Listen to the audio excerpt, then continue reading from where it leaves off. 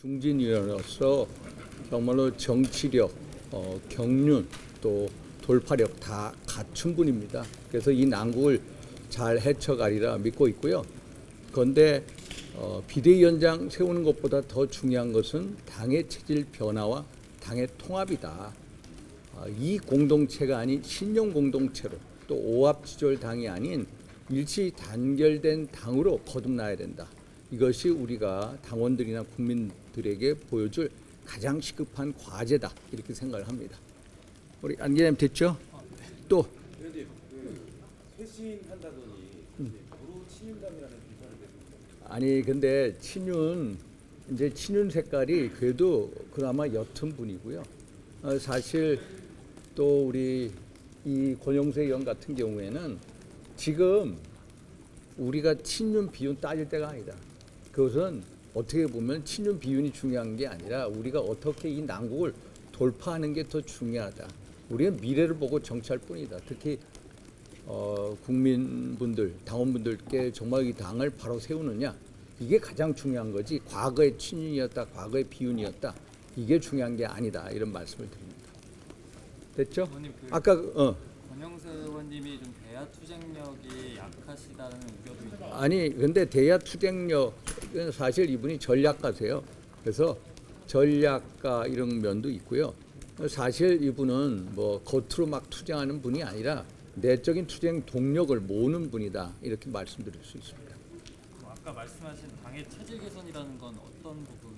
이게 우리 당이 어떤 보면은 제가 전당대 때부터 계속 말씀드린 좀 더 어떤 이익 집단의 모습이 아닌 좀 가치와 이념과 또 신념을 같이 하는 그런 집단으로 거듭나야 된다. 이게 바로 우리 당원들이 바라는 당의 모습이 아니냐. 이게 가장 시급한 과제다. 이런 말씀을 드린 겁니다. 됐죠?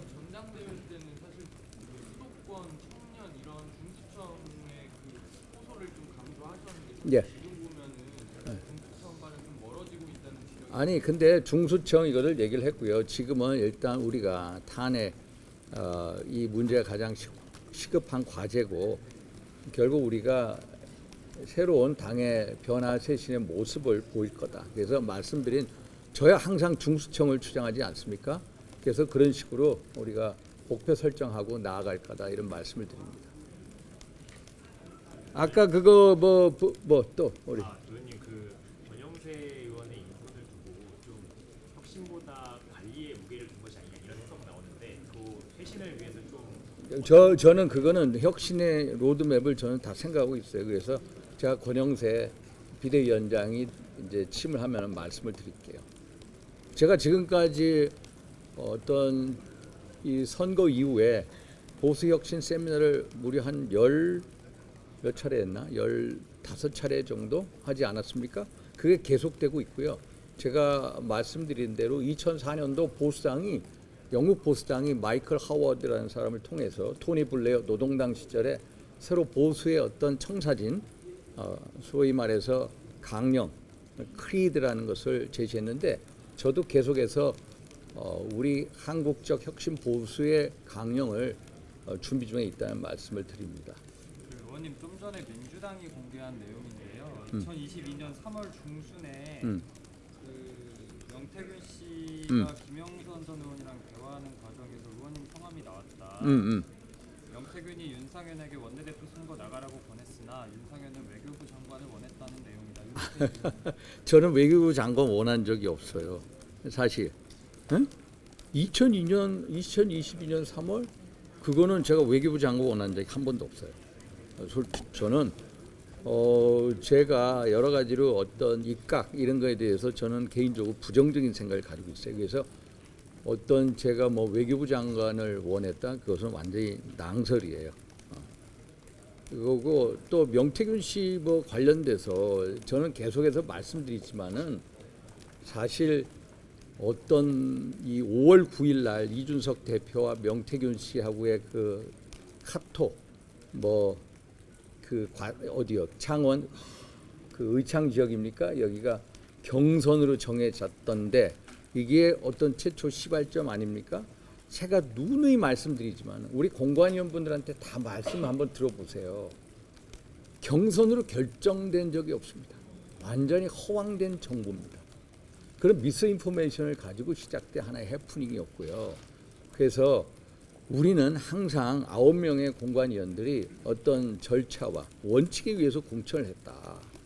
뭐 주변에서 뭐 무슨 대통령이 전화했다 누가 했다. 저는 과거에 2014년 730 박근혜 대통령 시절에도 제가 공관위원장 했습니다만 우리는 원칙과 기준에 의해서 하지 어떤 뭐 대통령 할아버지가 전화해도 휘둘리지 않는다라는 말씀을 드리고요. 사실 대통령이 김영선을 공천 줘라 저한테 얘기한 적이 없습니다. 이것을 분명히 말씀드립니다. 그래서 계속해서 똑같은 얘기를 제가 수십 번 반복을 하고 있습니다. 김영선을 공천 줘라 이런 말씀을 하신 적이 없고요.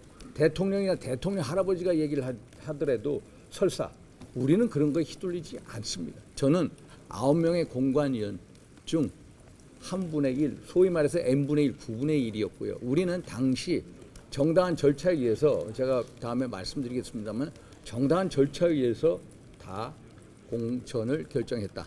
이 말씀을 드립니다. 됐죠?